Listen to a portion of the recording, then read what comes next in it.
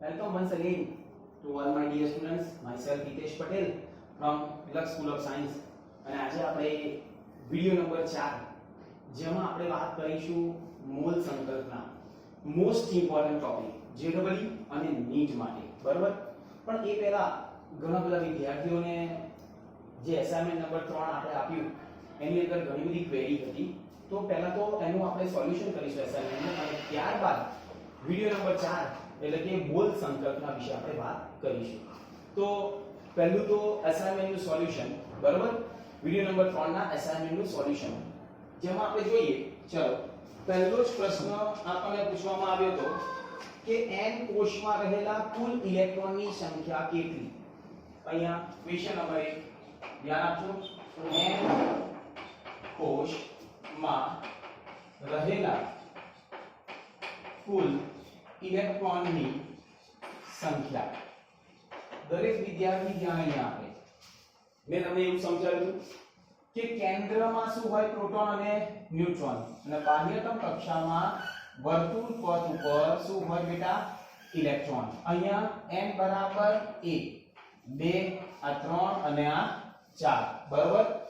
અને આ છે k l m અને n. તો મેં તમને એવું કહ્યું કે n કોષમાં તો n બરાબર કેટલા થયા 4. તો ઇલેક્ટ્રોનની સંખ્યા મેં તમને એવું સમજાવ્યું હતું કે 2n² બરાબર. તો 2 તો એવું ને એવું જ બેટા. n બરાબર કેટલા થશે 4. તો 4 અને આખાનો વર્ગ એટલે 2 ગુણ્યા 4 નો વર્ગ એટલે 16 ગુણ્યા 32 ઇલેક્ટ્રોન. સમજી ગયા? આ પહેલાનો આન્સર. ક્લિયર? સમજાય છે? k l m અને m. ઓકે ચલો નેક્સ્ટ ક્વેશ્ચન. ક્વેશ્ચન નંબર જો લિથિયમ કાર્બન અને મેગ્નેશિયમની ઇલેક્ટ્રોનની રચના લખો. ઇલેક્ટ્રોનની રચના જ્યારે લખવાની હોય તો મેં તમને એવું સમજાવ્યું હતું કે કેવી રીતે આપણે ઇલેક્ટ્રોનની રચના લખી શકાય. જેમ કે એક એક્ઝામ્પલ લો કે આ દાખલા તરીકે આપવાનો નિયમ 1s 2s 3s 4s 5s 6s 7s અને 8s બરાબર. એક છોડીને અહીંયા 2p 3p 4p 5p 6p અને 7p એવી રીતે એક છોડીને 3d 4d 5d અને 6d એવી રીતે એક છોડીને 4f અને 5f. આપણે એવું કહ્યું હતું કે n બરાબર 1 હોય તો s અહીંયા s અને p s p d n બરાબર 3 s p d અને f બરાબર. ઓકે તો સૌથી ઓછામાં ઓછી ઊર્જા હોય તેમાં પહેલો ઇલેક્ટ્રોન ભરાય. તો આપણે પહેલો ઇલેક્ટ્રોન શેમાં ભરાય 1s માં. પછી 2s 2p 3s 3p 4s 3d 4p 5s 4d 5p 6s 4f 5d 6p 7s અને 5f 6p 7p અને 8s બરાબર છે. આ રીતે ઇલેક્ટ્રોનની ગોઠવણી શેમાં થાય બેટા કક્ષકોમાં બરાબર. આ ક્રમ આ રીતે ગોઠવતા આપણને આવડતું હોવું જોઈએ. હવે એવું કહ્યું કે લિથિયમ કાર્બન અને મેગ્નેશિયમની ઇલેક્ટ્રોનની રચના. ચલો લિથિયમની પહેલા વાત કરીએ. લિથિયમનો પરમાણુ ક્રમાંક કેટલો 3. તો એના અંદર ઇલેક્ટ્રોન કેટલા હશે 3. તો 3 ઇલેક્ટ્રોન ક્યાં ગોઠવાય કક્ષકોમાં. તો પહેલો ઇલેક્ટ્રોન ક્યાં ભરાય 1s માં એટલે 1s s ને s કક્ષકમાં ઇલેક્ટ્રોન કેટલા આવે 2 એટલે 1s 2 અને પછી શું આવશે 2s તો 2s અને 1 માં જો 3 જ છે તો 2 અને 1 3 બરાબર. એ રીતે કાર્બન ની અંદર પરમાણુ ક્રમાંક કયો તો 6. તો 6 ઇલેક્ટ્રોન હોય તો એને ગોઠવણી 1s2 2s2 અને 2p2 જોઈ લો 1s પછી 2s પછી 2p. એવી રીતે મેગ્નેશિયમ ની મેં પૂછી. મેગ્નેશિયમનો પરમાણુ ક્રમાંક 12 તો એને ગોઠવો 1s2 2s2 2p6 અને 3s2 જોઈ લો 1s2 2s2 2p6 અને 3s2 બરાબર. એટલે એવું આપણે કહ્યું હતું કે s કક્ષક હોય એમાં કુલ ઇલેક્ટ્રોન કેટલા આવી શકે 2. p કક્ષકમાં કેટલા ઇલેક્ટ્રોન આવી શકે 6. d કક્ષકમાં કેટલા ઇલેક્ટ્રોન આવી શકે 10 અને f કક્ષકમાં કેટલા ઇલેક્ટ્રોન આવી શકે 14 બરાબર. તો આ ખબર હોવી જોઈએ. આ સેકન્ડ ક્વેશ્ચન નો આન્સર જોઈ લો એક વખત.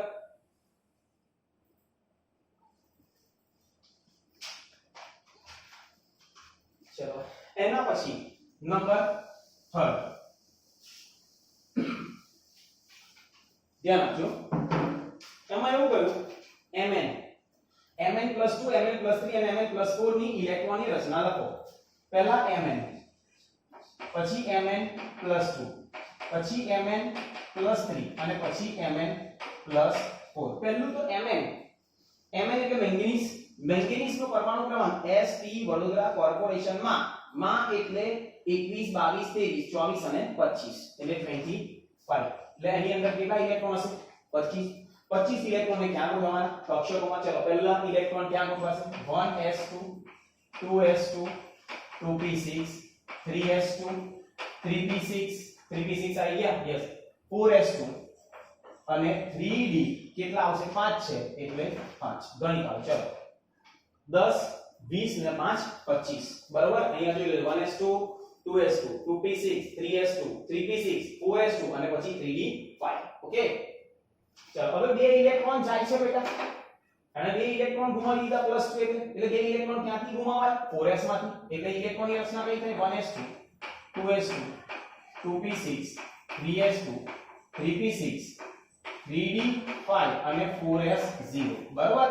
એટલે બે ઇલેક્ટ્રોન ક્યાંથી જતા રહ્યા? 4s માંથી. પહેલા જેમાં ઇલેક્ટ્રોન ભરાય તેમાંથી ઇલેક્ટ્રોન દૂર થાય. મોસ્ટ ઇમ્પોર્ટન્ટ છે. બરાબર. એવી રીતે અહીંયા ત્રણ ઇલેક્ટ્રોન જાય તો બે ને એક d માંથી, એટલે 1s2 2s2 2p6 3s2 3p6 અહીંયા શું આવશે? 3d4 અને 4s0. બરાબર છે. આની ઇલેક્ટ્રોનની રચના ચાર ઇલેક્ટ્રોન જાય તો બે અહીંયા અને બે અહીંયા, એટલે 1s2 2s2 2p6 3s2 3p6 અને 3d3 અને 4s0. બરાબર. તો આ થઈ તેની ઇલેક્ટ્રોનીય રચના. ક્વેશ્ચન નંબર 3 નો આન્સર જોઈ લેજો.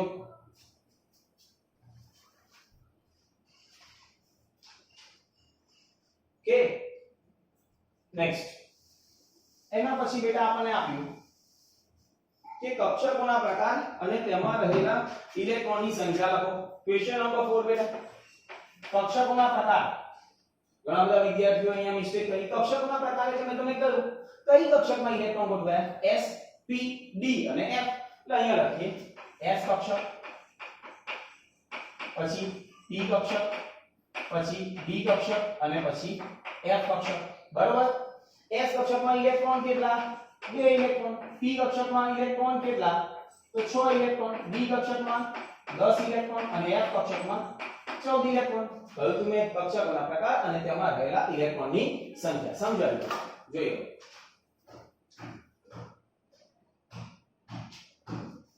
ચલો નેક્સ્ટ ક્વેશ્ચન નંબર 5. ધ્યાન આપજો. નીચે આપેલા સ્પીસીસમાં રહેલા પ્રોટોન, ન્યુટ્રોન અને ઇલેક્ટ્રોનની સંખ્યા શોધો. પહેલું કયું છે? પહેલું શું છે? સલ્ફર -2 16 અને 33. બરાબર છે. ચલો પ્રોટોન કેટલા? ડાયરેક્ટ જ પ્રોટોન તો જેટલો પરમાણુ ક્રમાંક એટલા જ પ્રોટોન, એટલે પ્રોટોન 16. ઇલેક્ટ્રોન 16 હોય પણ બે ઇલેક્ટ્રોન બીજા મેળવે છે એટલે કેટલા થયા? 16 ને 2 18. બરાબર. અને ન્યુટ્રોન એટલે આમાંથી આ માઈનસ કરો એટલે 33 માંથી આપણે 16 બાદ કરીએ તો કેટલા આવશે? 17. આપણે સમજી ગયા? એવી રીતે બીજું. ચલો એલ્યુમિનિયમ શું આપેલું છે? +3 અહીંયા 13 અને અહીંયા 27. બોલો પ્રોટોન આવે કેટલા આવશે? 13. ઇલેક્ટ્રોન બોલો 13 તો હોય પણ 3 ગુમાવ્યા એટલે 10 પ્લસ એટલે 3 ગુમાવે છે. અને ન્યુટ્રોન એટલે 14. બરાબર. 27 માંથી 13 જાય એટલે 14. નંબર 3 સિલિકોન કેટલા આપ્યા? 14 અને 29. આપણને ખબર છે પ્રોટોન કેટલા? 14. કોઈ બીજવાર નથી એટલે જેટલા પ્રોટોન એટલા ઇલેક્ટ્રોન. અને ન્યુટ્રોન કેટલા થશે? તો 15. બરાબર. જોઈએ બીજું. ક્વેશ્ચન નંબર 5 નો આન્સર.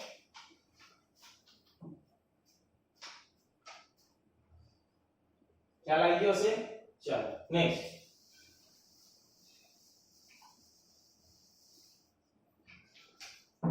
એના પછી આપણને આપ્યું નીચે આપેલા પ્રોટોન, ન્યુટ્રોન અને ઇલેક્ટ્રોનની સંખ્યા બધી સ્પીસીસ લખો.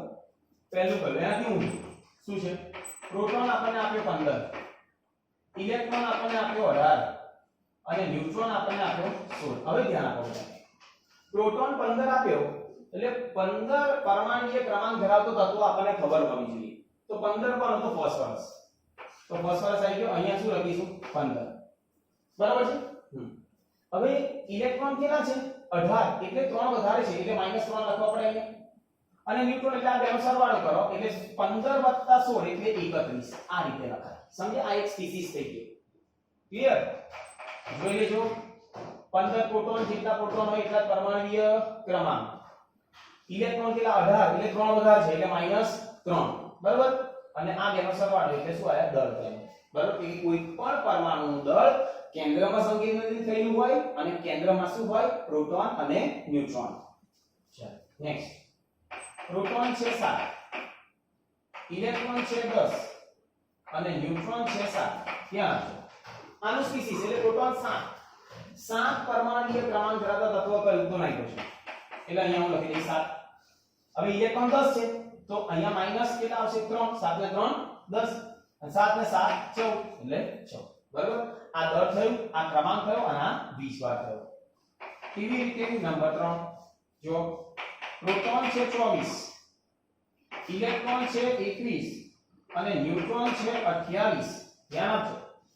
24 પરમાણુય ક્રમાંક ધરાવતું તત્વ કયું? તો ક્રોમિયમ. એટલે અહીંયા શું લખાય? 24. 3 ઇલેક્ટ્રોન ઓછા એટલે એને 3 ઇલેક્ટ્રોન ગુમાવ્યા એટલે +3 અને આ બેનો સરવાળો એટલે 52 દળ થઈ ગયો. ખ્યાલ આવી ગયો? તો આ થયા સ્પીસીસ. એટલે જો પ્રોટોન ન્યુટ્રોન અને ઇલેક્ટ્રોનની સંખ્યા આપી હોય તો એના ઉપરથી સ્પીસીસ પણ લખાય અને સ્પીસીસ આપેલો હોય તો એના ઉપરથી પ્રોટોન ન્યુટ્રોન અને ઇલેક્ટ્રોનની સંખ્યા શોધાય. જોઈ લેજો એક વખત.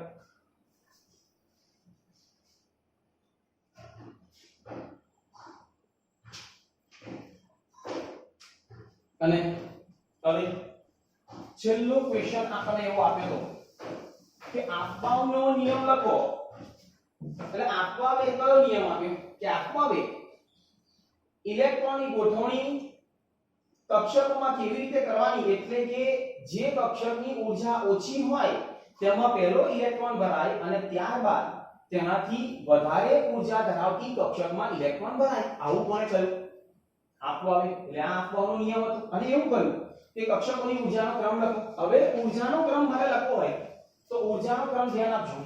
ઊર્જાનો ક્રમ શું થાય બોલો? સૌથી ઓછામાં ઓછી ઊર્જા કોની? આ તો આવડવું જ જોઈએ.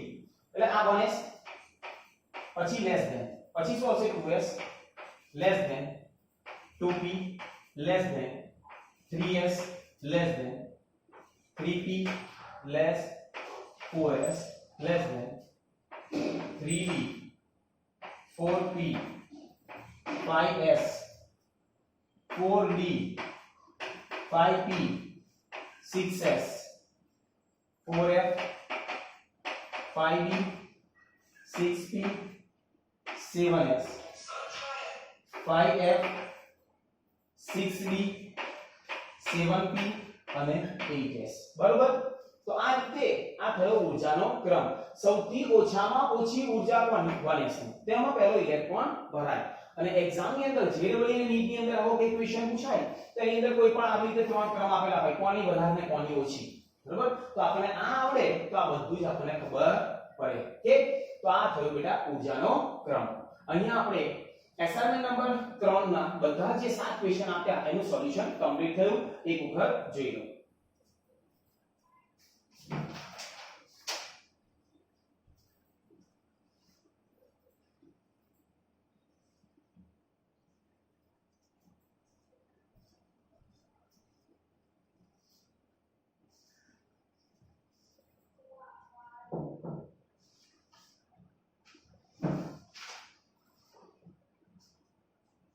चलो ओके चल હવે આજના વિડિયોની આપણે વાત કરીએ ને તો આજે આપણે વાત કરવા જઈ રહ્યા છે મોલ સંકલ્પના. મોસ્ટ ઇમ્પોર્ટન્ટ ટોપિક મોલ સંકલ્પના. બરાબર? ખાસ પૂરેપૂરું કોન્સન્ટ્રેશન અહીંયા. મેક્સિમમ વિદ્યાર્થીને આ નથી ખબર પડતી તો કેમિસ્ટ્રી ની અંદર એક્ઝામ્પલ નહીં આવડે. બરાબર? તો પૂરેપૂરું કોન્સન્ટ્રેશન બેઝિક ફંડા આપણે આજે જોઈશું. ચલો આપણે એવું કહીએ કે મોલ એટલે શું? તો આપણે એવું કહીએ કે પદાર્થ કોઈ પણ દ્રવ્યનો જથ્થો માપવો હોય ને તેને મોલમાં મપાય. દ્રવ્યના જથ્થાનો SI એકમ કયો? મોલ. અહીંયા લખીએ દ્રવ્યના જથ્થાનો SI એકમ શું છે? મોલ છે. બરાબર? મોલમાં આપણે માપીએ. જેમ કે આપણે એક એક્ઝામ્પલ લઈએ બેટા કે 1 ડઝન એટલે એનો મતલબ શું થાય? તો તમે કહેશો સાહેબ 12 નંગ. કેટલી નંગ? 12. અહીંયા લખો કે 1 ડઝન હોય 1 ડઝન બરાબર 12 આઇટમ. બરાબર? 12 આઇટમ. એનો મતલબ એવો થાય 12 નંગ. એને આપણે 1 ડઝન કહીએ. બીજું આપણે એક્ઝામ્પલ આપણે લઈએ કે હવે દાખલા તરીકે 1 ડઝન તો 1 મોલ એટલે કેટલા નંગ? એનો મતલબ એવો થાય કે 1 મોલ એટલે દાખલા તરીકે હું એવું કહું 1 મોલ બુક. 1 mall book. બરાબર? 1 મોલ બુક છે એટલે એનો મતલબ એવો થાય કે એની બુકો કેટલી હશે? 6.022 ગુણ્યા 1023 ઘાત બુકો. આટલી બધી બુકો થાય 1 મોલ એટલે. સમજ્યા? અને જેને આપણે કહીએ એવોગેડ્રો નંબર. અને કયો નંબર કહીએ? એવોગેડ્રો આંક. જેને આપણે દર્શાવીએ NA. મોસ્ટ ઇમ્પોર્ટન્ટ હંમેશા યાદ રાખો 1 મોલ બુક બરાબર આટલી બુક. હું એવું કહું 1 મોલ સાયકલ એટલે સાયકલોની સંખ્યા કેટલી છે? તો 6.022 ગુણ્યા 1023 ઘાત સાયકલો. આટલી બધી સાયકલો થાય. એક ઈઝી વેથી આપણે યાદ રાખવું. બરાબર? એટલે આ આપણને ખબર હોવી જોઈએ કે 1 મોલ એટલે 6.022 ગુણ્યા 1023 ઘાત. એ આપણે કેમિસ્ટ્રીમાં વાત કરીએ તો 1 મોલ એટલે એનો મતલબ એવો થાય કે 6.022 ગુણ્યા 1023 ઘાત કાં તો અણુ હોય કાં તો પરમાણુ હોય અથવા તો આયન પણ હોઈ શકે. બરાબર? તો એ વસ્તુ આપણને ખબર હોવી જોઈએ જેને આપણે કહેવાય એવોગેડ્રો આંક. જોઈ લો એક વખત. હવે આપણે કાર્બનનો એક એક્ઝામ્પલ લઈએ કે કાર્બન તો એક કાર્બન પરમાણુમાં શું આવેલું છે? એક કાર્બન પરમાણુ. બરાબર? એટલે C6. તો તમે એવું કહેશો એક કાર્બન પરમાણુમાં 6 પ્રોટોન છે વત્તા 6 ન્યુટ્રોન છે અને વત્તા 6 ઇલેક્ટ્રોન છે. સમજી ગયા? પ્રોટોન પણ 6 ન્યુટ્રોન પણ 6 અને ઇલેક્ટ્રોન. કે કોઈ પણ પરમાણુને તમને સમજાવ્યું કે પરમાણુ શેનો બનેલો હોય છે બેટા? પ્રોટોન, ન્યુટ્રોન અને ઇલેક્ટ્રોન. અને એવું પણ સમજાવ્યું કે પરમાણુનું દળ ક્યાં હોય? કેન્દ્રમાં સંકેન્દ્રિત થયેલું હોય છે. હવે ધ્યાન આપો. જેમ કે આપણે હું એવું લખું અહીંયા પ્રોટોનનું દળ કેટલું? તો 1.67 into 10⁻24 ગ્રામ. ધ્યાન આપો. એવી રીતે ન્યુટ્રોનનું દળ કેટલું? તો હંમેશા મેં તમને સમજાવ્યું હતું આગળના વિડિયોમાં પણ કે ન્યુટ્રોનનું દળ સૌથી વધારે હોય. પછી પ્રોટોન અને પછી ન્યુટ્રોન ઇલેક્ટ્રોન સોરી. એટલે 1 પોઈન્ટ આનું સમકોણ એના જેટલું છે -24 ગ્રામ. બરાબર છે? બેનું સરખું. અને ઇલેક્ટ્રોનનું દળ સૌથી ઓછું હોય જેને આપણે કહીએ 9.1 ગુણ્યા 10⁻28 ગ્રામ અથવા તો ઓર કરીને 9.1 into 10⁻31 કિલોગ્રામ. બરાબર? આ આપણે કમ્પલસરી યાદ હોવું જોઈએ. સૌથી વધુમાં વધુ દળ ધરાવતો કણ કયો? તો ન્યુટ્રોન, પછી પ્રોટોન અને પછી ઇલેક્ટ્રોન. ઇલેક્ટ્રોનનું દળ સૌથી ઓછું હોય. એટલે જ્યારે કોઈ પણ પરમાણુનું દળ આપણે માપીએ ને તો ઇલેક્ટ્રોન આપણે લેતા નથી. બરાબર? ચલો તો અહીંયા આપણે કહ્યું એક કાર્બન પરમાણુ એટલે એક કાર્બન પરમાણુમાં શું છે? 6 પ્રોટોન, 6 ન્યુટ્રોન અને 6 ઇલેક્ટ્રોન. બરાબર? હવે એક કાર્બન પરમાણુનું દળ મારે શોધવું હોય. એક કાર્બન પરમાણુ નું દળ ચલો કોના ઉપર આધાર રાખે? તો 6 પ્રોટોન પર અને વત્તા 6 ન્યુટ્રોન. ઇલેક્ટ્રોન આવે નહીં. ધ્યાન પૂરેપૂરું અહીંયા. પરમાણુનું દળ કોના ઉપર આધાર રાખે છે? પ્રોટોન અને ન્યુટ્રોનની સંખ્યા ઉપર, નહીં કે ઇલેક્ટ્રોન. કારણ એક જ કે આ દાખલા તરીકે પરમાણુ છે તો અહીંયા કેન્દ્રમાં શું હોય? પ્રોટોન અને ન્યુટ્રોન અને બાહ્યતમ કક્ષામાં શું હોય? ઇલેક્ટ્રોન. વર્તુળ પથ ઉપર ગતિ કરતો હોય કારણ કે ઇલેક્ટ્રોનનું દળ ઓછું છે. બરાબર?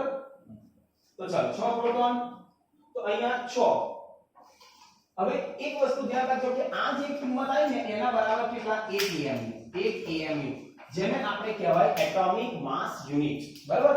1.67 ગુણ્યા 10 ની -24 બરાબર 1 AMU. AMU એટલે ફરીથી બોલું છું, એટોમિક માસ યુનિટ, ખબર હોવી જોઈએ. ચલો તો 6 ગુણ્યા અહીંયા શું આવશે તો 1.67 ગુણ્યા 10 ની -24 ઘાત વત્તા 6 1.67 ગુણ્યા 10 ની -24 ઘાત, બરાબર. તો આને 6 વત્તા 6 કેટલા થાય 12 ગુણ્યા 1.67 ગુણ્યા 10 ની -24 ઘાત, બરાબર. તો 12 ગુણ્યા આનો કિંમત કેટલી 1 AMU એટલે 1, તો 12 AMU એટોમિક માસ યુનિટ થયું. કોનું દળ એક કાર્બન પરમાણુનું દળ કેટલું થયું 12 AMU એટોમિક માસ યુનિટ. જોઈ લેજો. આના ઉપરથી આપણે એવું કહેવાય એક કાર્બન પરમાણુનું દળ આટલું થયું, તો 1 AMU બરાબર 1/12 કાર્બન પરમાણુ નું દળ, બરાબર. મોસ્ટ ઇમ્પોર્ટન્ટ, નોટ ડાઉન કરી લેજો.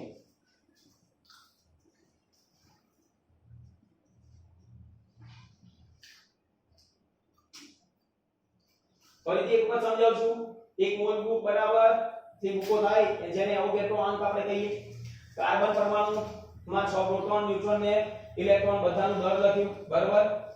હંમેશા યાદ રાખવું પરમાણુનું દળ પ્રોટોન અને ન્યુટ્રોન ઉપર પણ આધાર રાખે છે, બરાબર. અહીંયા ગુણાકાર કર્યો કેટલું આવ્યું 12 AMU જેને કહીએ એટોમિક માસ યુનિટ, અને 1 AMU બરાબર 1/12 કાર્બન પરમાણુનું દળ. જોઈ લો.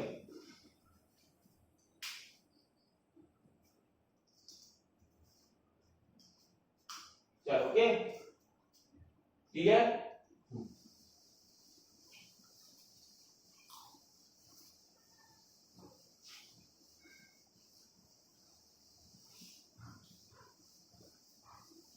હવે ધ્યાન આપજો.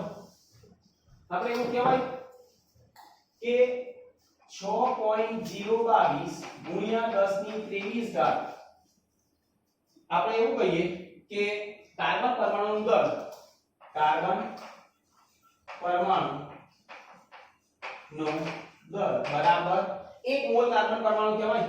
1 મોલ કાર્બન પરમાણુ અહીંયા લખીએ 1 મોલ કાર્બન પરમાણુ, કારણ કે આપણે જાણીએ છીએ બેટા 1 મોલ બરાબર શું 6.022 ગુણ્યા 10 ની 23 ઘાત કાર્બન પરમાણુ, બરાબર.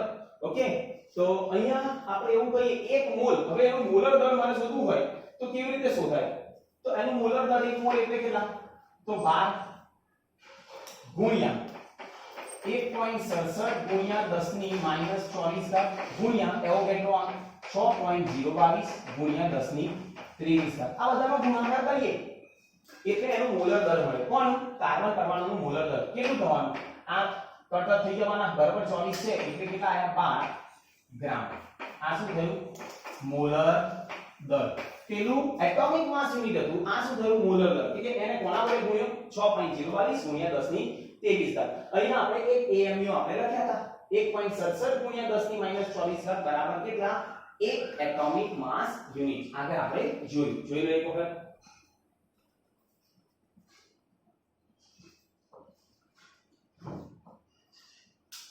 ચલો હવે બીજો એક્ઝામ્પલ લઈએ આપણે, સેકન્ડ એક્ઝામ્પલ. ધ્યાન આપજો. ઓક્સિજન પરમાણુ લઈએ. કયો પરમાણુ? ઓક્સિજન પરમાણુ. ઓક્સિજન પરમાણુ. ચલો ઓક્સિજન એટલે O દરેકનું ધ્યાન અહીંયા. ચલો ઓક્સિજનમાં 8 પ્રોટોન વત્તા 8 ન્યુટ્રોન વત્તા 8 ઇલેક્ટ્રોન, બરાબર છે. આપણે જાણીએ છીએ કે 8 વત્તા 8 એટલે 16 ગુણ્યા 1.67 ગુણ્યા 10 ની -24 ઘાત.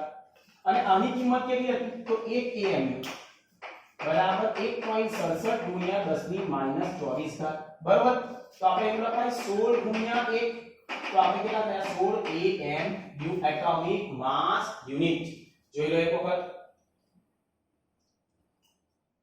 અને બીજું 1 મોલ ઓક્સિજનનું દળ, 1 મોલ ઓક્સિજનનું દળ બરાબર બોલો. તો 1 મોલ એટલે 16 તો ખરા ગુણ્યા 1.67 ગુણ્યા 10 ની -24 અને ગુણ્યા એવોગેડ્રો આમ કેટલો છે? 6.022 ગુણ્યા 10 ની કેટલી 23 ઘાત તો કેટલા થશે તો 16 અને ગ્રામ બરાબર આ કયું દળ થયું મોલર દળ કયું દળ મોલર દળ આ ખબર હોવી જોઈએ એટોમિક માસ યુનિટ અને મોલર દળ બંને લગભગ સરખા જ હોય બરાબર ચાલો જોઈ લો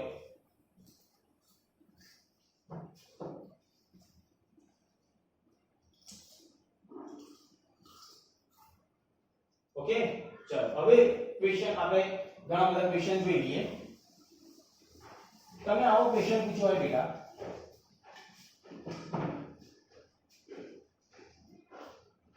કે 64 ગ્રામ ઓક્સિજન પરમાણુમાં રહેલા ઓક્સિજનના મોલ શોધો શું શોધવાનું છે મોલ દળ આપ્યું છે આપણને ખબર છે એક વસ્તુ ધ્યાન આપજો કે મોલ શોધવાનું હોય તો આપણે એક સૂત્ર યાદ રાખીશું કે મોલ બરાબર દળ ભાગ્યા પરમાણ્વીય દળ અથવા તો આણ્વીય દળ બરાબર મોલ શોધવાનું છે ચલો કોનું ઓક્સિજનનું તો ઓક્સિજનનું પરમાણ્વીય દળ કેટલું ઓક્સિજનનું પરમાણ્વીય દળ ઓક્સિજન નું દળ કેટલું થશે 16 ગ્રામ હવે આગળ આપણે જોયું 16 ગ્રામ પરમાણ્વીય દળ તો આપણે એવું કહીએ કે મોલ બરાબર દળ ભાગ્યા પરમાણ્વીય દળ કેટલું બેટા કેટલું આપ્યું 64 ગ્રામ બરાબર એટલે 64 ભાગ્યા 16 64 એટલે 4 મોલ આપણો જવાબ આવ્યો ખબર હોવી જોઈએ આ સૂત્ર મોસ્ટ ઇમ્પોર્ટન્ટ લખી દેજો મોલ બરાબર દળ ભાગ્યા પરમાણ્વીય અથવા તો આણ્વીય દળ ઓકે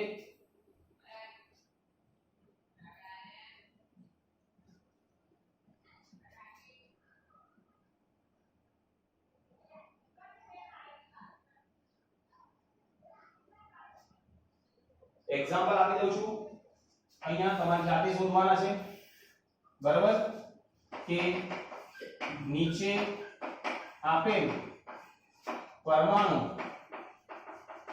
ના મોલ શોધો બરાબર પહેલું આપણને આપેલું છે 28 ગ્રામ નાઇટ્રોજન પરમાણુ 28 ગ્રામ નાઇટ્રોજન પરમાણુ જેમાં નાઇટ્રોજન નું દળ કેટલું તો 14 ઓકે બીજું આપણે એક્ઝામ્પલ લઈ લઈએ કે 32 ગ્રામ સલ્ફર પરમાણુ 32 ગ્રામ સલ્ફર પરમાણુ બરાબર તો એનું પણ દળ સલ્ફર નું દળ કેટલું શોધવું 32 અને ત્રીજું 14 ગ્રામ હાઇડ્રોજન પરમાણુ લઈએ ચલો 14 ગ્રામ કાં તો પછી આપણે કહીએ કે 8 ગ્રામ હાઇડ્રોજન પરમાણુ તો હાઇડ્રોજન નું દળ કેટલું 1 બરાબર ડાયરેક્ટ આવડતું હોવું જોઈએ આ પરમાણ્વીય દળ છે આ એનું દળ આપેલું છે સૂત્ર આપણને ખબર છે કે મોલ બરાબર દળ એટલે 28 ભાગ્યા એનું પરમાણ્વીય દળ 14 એટલે 28 ભાગ્યા 14 એટલે કેટલા થાય 2 મોલ બરાબર આ રીતે બધા સોલ્વ કરી દેવાના ચલો જોઈ લો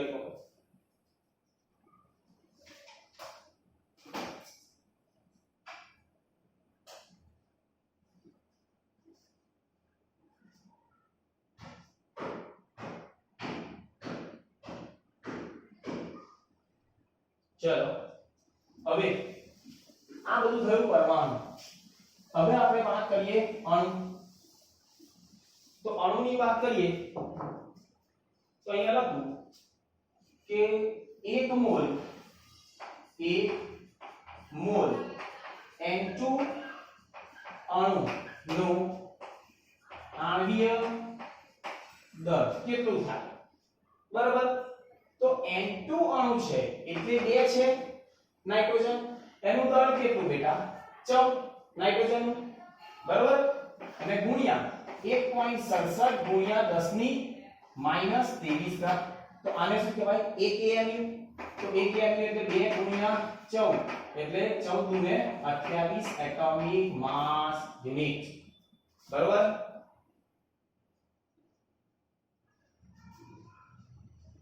આ એટોમિક માસ યુનિટ માં આવ્યું. જો 1 મોલ N2 અણુનો આણ્વીય દળ મારે શોધવાનો હોય તો 1 મોલ N2 અણુ બરાબર આપણે એવું કહેવાય 1 મોલ N2 અણુ બરાબર 6.022 ગુણ્યા 10 ની 23 પરમાણુ. બરાબર. ખ્યાલ આવી ગયો કે તો હવે અહીંયા આપણે લખીએ કે આને આપણે એવું કહેવાય કે 28 ગુણ્યા 6.022 ગુણ્યા 10 ની 23 ઘાત ગુણ્યા 1.67 ગુણ્યા 10 ની -23 ગુણ્યા 6.022 ગુણ્યા 10 ની 23. જે રીતે આગળ કહ્યું એ ખાલી એક જ છે અહીંયા બે વડે ગુણવા પડે એટલે અહીંયા જવાબ કેટલો આવશે 28 ગ્રામ. બરાબર. આ કયું દળ થયું? મોલર દળ. મોલર દળ ખબર હોવી જોઈએ. AMU એટલે એટોમિક માસ યુનિટ અને ગ્રામ આવે તો તેને આપણે કહેવાય મોલર દળ. બરાબર. જોઈ લે તો કર.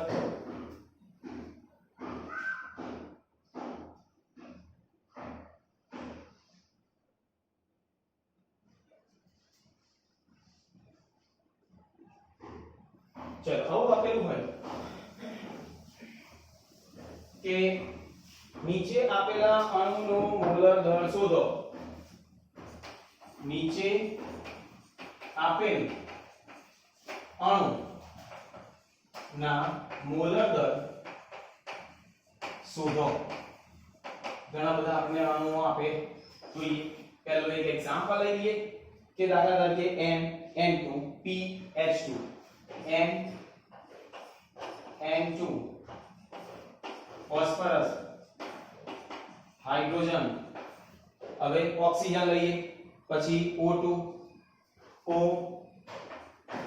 O2 S8. બરાબર. પરમાણુ અને અણુનું મોલર દળ આપણે શોધવાનું. નાઇટ્રોજન છે મોલર દળ મારે શોધવું છે. ડાયરેક્ટ આપણને ખબર પડે અણુ મોલર દળ કેવી રીતે શોધાશે. નાઇટ્રોજનનો પરમાણુ ભાર કેટલો બેટા 14 એટલે પહેલા લખીશું 14 ગુણ્યા મોલર દળ છે એટલે 1.67 ગુણ્યા 10 ની -23 ગુણ્યા 6.022 ગુણ્યા 10 ની આ -24 અને 10 ની 23. ઓકે. તો આનો જવાબ કેટલો આવશે? તો આ 14 ગ્રામ. ઓકે. બરાબર. એવી રીતે N2 હોય તો 2 ગુણ્યા 14 બાકી બધું સેમ ટુ સેમ. બરાબર. કેટલા આવશે? 14 ને 28 ગ્રામ. બરાબર. ફોસ્ફરસ હોય ફોસ્ફરસનો આણ્વીય દળ આપણે શોધી કાઢો એટલે કે પરમાણુય ભાર. બરાબર. જે હોય કે 31 હોય તો 31. બરાબર. એટલે 31 આપણે લખી દઈએ તો અહીંયા શું આવશે કે 31 ગુણ્યા સેમ. બરાબર. હાઇડ્રોજન હોય તો 2 છે એટલે 2 ગ્રામ. ઓક્સિજન 16 ગ્રામ 2 છે એટલે 32 ગ્રામ. તરત આપણને ખબર પડે. આ એક આવડે તો બધા આવડે. જાતે કરવાના છે. ઓકે. દરેકનું પરમાણુય દળ તમને ખબર હોવી જોઈએ. આપણને 9મા ધોરણની અંદર થી ભણતા આવ્યા છે કે દરેક તત્વનું પરમાણુય દળ કેટલું હોય. જેમ કે હાઇડ્રોજનનું 1 હોય. બરાબર. સોડિયમનું આપણે જાણીએ છીએ 23 હોય. બરાબર. જેમ કે બીજો એક્ઝામ્પલ કોઈ સલ્ફર લઈએ તો 32 હોય. બરાબર. ક્લોરીન હોય તો 35.5 હોય. તો આ અને દળ કોની ઉપર આધાર રાખે? તો પ્રોટોન અને ન્યુટ્રોનની સંખ્યા ઉપર. જોઈ લો એક વખત.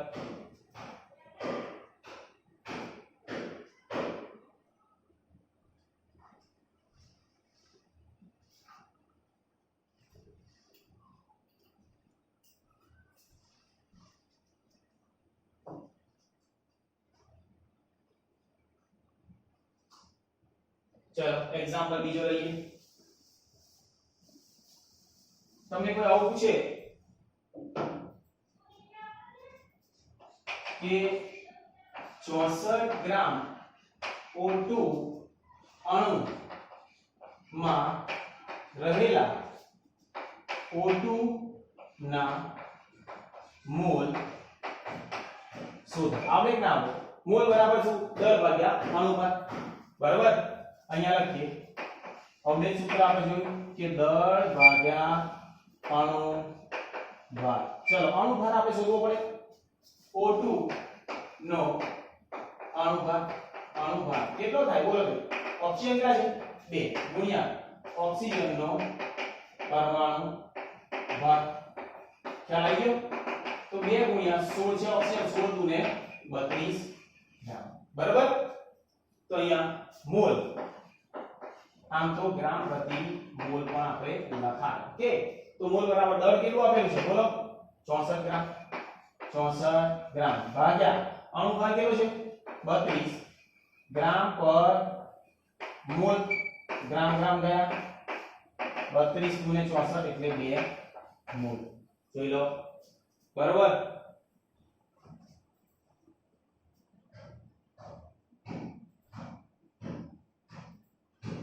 કોઈ તમને એવું પૂછે નેક્સ્ટ ક્વેશ્ચન ધ્યાન આપજો 24 ગ્રામ કાર્બન માં રહેલા કાર્બન પરમાણુ ની સંખ્યા શોધો ધ્યાન આપજો તો પહેલું હંમેશા યાદ રાખવું કે પરમાણુની સંખ્યા એટલે પહેલા આપણે શું શોધવાનું મોલ શોધવાના કોઈ પણ પદાર્થ નું દળ આપણને ગ્રામમાં આપેલું હોય ને એને મોલમાં કન્વર્ટ કરવા તો પહેલું મોલમાં કરવા હોય તો ચલો કાર્બનના મોલ બરાબર દળ ભાગ્યા કાર્બન છે એટલે પરમાણુય દળ ચલો દળ કેટલું આપ્યું 24 કાર્બન નું પરમાણુય દળ કેટલું તો 12 એટલે કેટલા મોલ થયા 2 મોલ બરાબર હવે કાર્બન પરમાણુની સંખ્યા તો કાર્બન પરમાણુની સંખ્યા બરાબર શું આવશે મોલ ગુણ્યા એવોગેડ્રો આંક તો મોલ કેટલા છે 2 એવોગેડ્રો આંક 6.022 ગુણ્યા 10 ની 23 ઘાત એટલે કેટલા આવશે 12.044 ગુણ્યા 10 ની 23 કાર્બન પરમાણુ જોઈ લેજો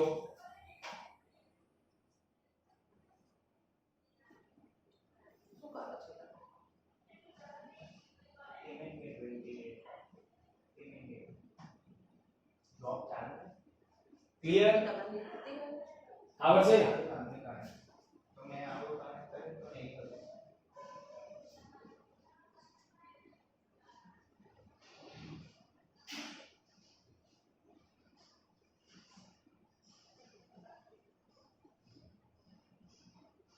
चलो नेक्स्ट क्वेश्चन एना रिलेटेड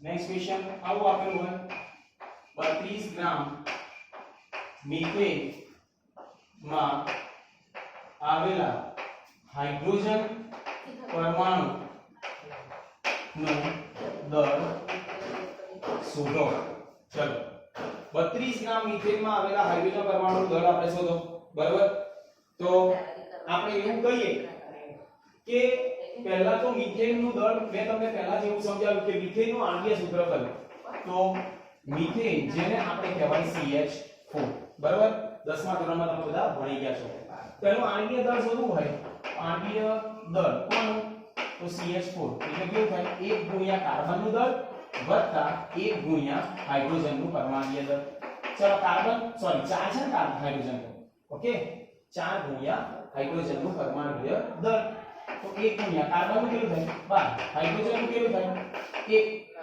તો 12 + 4 કેટલા થયા 16 ગ્રામ પ્રતિ મોલ ઓકે આ થયું એનું આણ્વીય દળ તો મોલ શોધો છે તો મોલ બરાબર દળ ભાગ્યા અણુ હા ચલો દળ કેટલું આપ્યું 32 ભાગ્યા 16 2 મોલ બરાબર તો આપણને ખબર હોવી જોઈએ કે 2 મોલ 1 મોલ CH4 માં 4 મોલ હાઇડ્રોજન પરમાણુ છે 1 મોલ CH4 અણુ હોય તેમાં 4 મોલ શું છે હાઇડ્રોજન પરમાણુ તો આપણને કેટલા મોલ મળ્યા 2 મોલ તો 2 મોલ CH4 માં 2 ગુણ્યા 4 એટલે 8 મોલ હાઇડ્રોજન પરમાણુ સમજ્યા 8 મોલ આવી ગયા હવે આપણી જોડે સૂત્ર છે આપણે તો દળ શોધવાનું છે શું શોધવાનું છે બેટા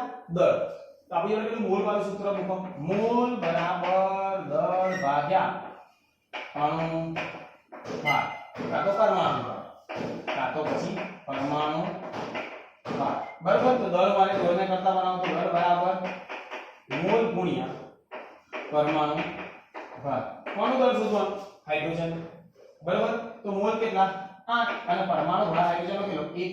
એટલે કેટલા દળ હતા? 8 ગ્રામ તેનું દળ થયું. બરાબર. જોઈ લો હાઇડ્રોજનનું દળ કેટલું થશે બેટા? 8 ગ્રામ. ઓકે. Most important example. બરાબર. મોલ સંકલ્પના એક જ સૂત્ર મોલ બરાબર દળ ભાગ્યા અણુભાર. જોઈ લો.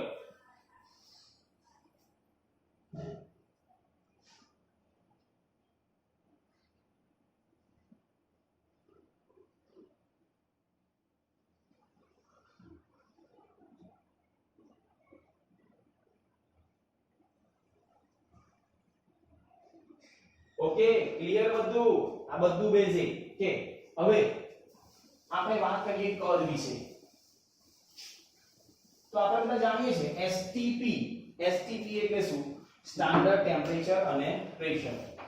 એસટીપી જેને કહીએ સ્ટાન્ડર્ડ ટેમ્પરેચર એન્ડ પ્રેશર. બરાબર. જેને આપણે એસટીપી કહેવાય. જેને કહીએ ગુજરાતીમાં પ્રામાણિક તાપમાન અને દબાણ.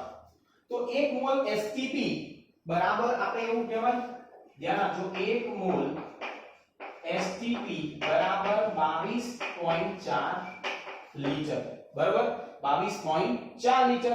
અને તેને આપણે એવું કહેવાય કે 22.4 ડેસીમીટર ક્યુબ. એને 22.400 ml પણ કહેવાય અને એને 22.400 સેન્ટીમીટર ક્યુબ પણ કહેવાય. બધું જ મોસ્ટ ઇમ્પોર્ટન્ટ. બરાબર. લખી દેજો એક વખત. અને એસટીપી એ તાપમાન હોય કેટલું? 273 કેલ્વિન અને દબાણ એક વાતાવરણ અથવા તો 760 mmHg. બરાબર. આટલું ખબર હોવી જોઈએ કમ્પલસરી. 1 મોલ એસટીપી એ કદ કેટલું હોય? 22.4 લિટર. બરાબર. કોઈ પણ પ્રણાલીનું કદ 22.4 લિટર હોય 1 મોલ એસટીપી એ. જોઈ લઈએ.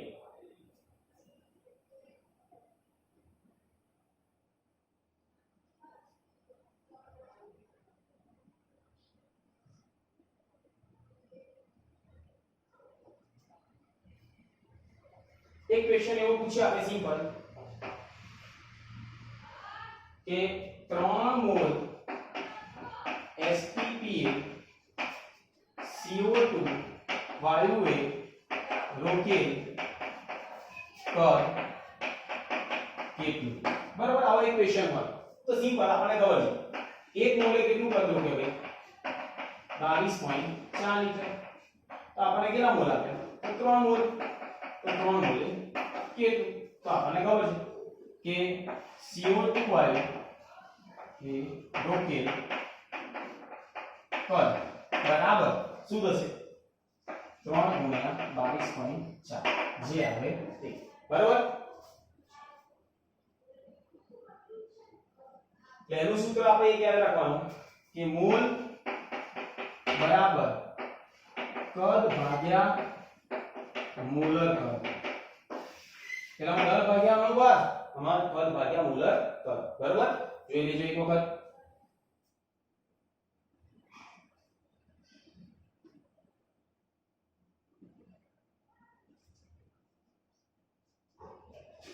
ચલો નેક્સ્ટ.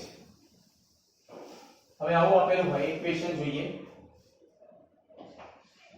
5.6 ડેસીમીટર ક્યુબે O3 વાયુ નું કદ કેટલું? બરાબર. કાં તો પછી O3 વાયુના STPA વાયુ નું STPA મોલ શોધો. હવે ધ્યાન આપો. મોલ શોધવાના હોય આપણે બધા જાણીએ છીએ કે સૂત્ર કયું? મોલ બરાબર કદ ભાગ્યા મોલર કદ. ચલો કદ કેટલું આપ્યું? 5.6. મોલર કદ કેટલું? 22.4. બરાબર. 1 મોલે 22.4 ને એટલે જે જવાબ આવે તે. બરાબર. જોઈ લેજો. અને જવાબ આપણો શેમાં આવશે? ડેસીમીટર ક્યુબમાં. ઓકે નહીં પણ આ ડેસીમીટર ક્યુબમાં જ આવશે એટલે આ મોલ. ઓકે, ખ્યાલ આવી ગયો?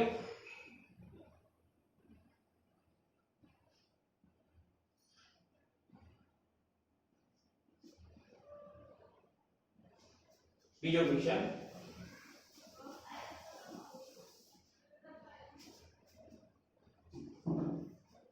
ચલો ધ્યાન આપજો.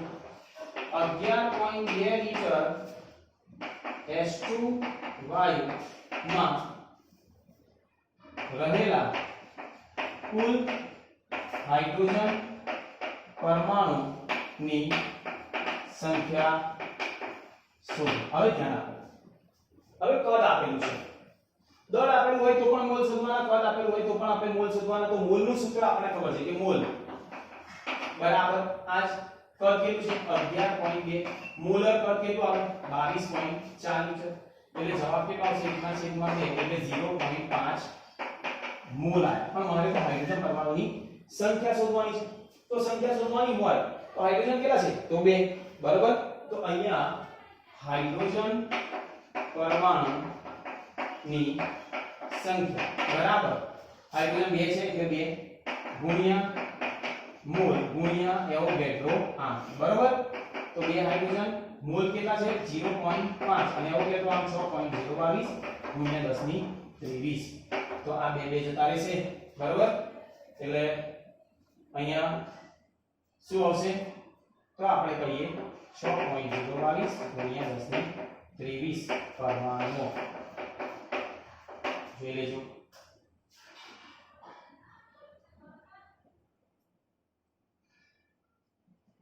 ઓકે, તો અહીંયા આ બધા એક્ઝામ્પલ હતા એ મોલ રિલેટેડ હતા. આવા ઘણા બધા એક્ઝામ્પલ્સ 12th સ્ટાન્ડર્ડ ની અંદર આવશે મોલના.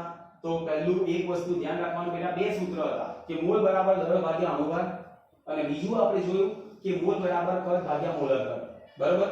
અણુભાર આપણે શોધવાનો અને મોલર કદ કેટલું તો એસટીપી એ 1 મોલ બરાબર કેટલા 22.4 લીટર, બરાબર. તો આ બધું બેઝિક હતું, બરાબર. આ મોલ સંકલ્પના મોસ્ટ ઇમ્પોર્ટન્ટ ના ખબર પડે આજે જે અસાઇનમેન્ટ આપવામાં આવશે એનું રિવીઝન એટલે કે એનું સોલ્યુશન પણ કાલના વિડિયોની અંદર થશે. ઓકે, તો આજના માટે આટલું enough. Okay, thank you very much.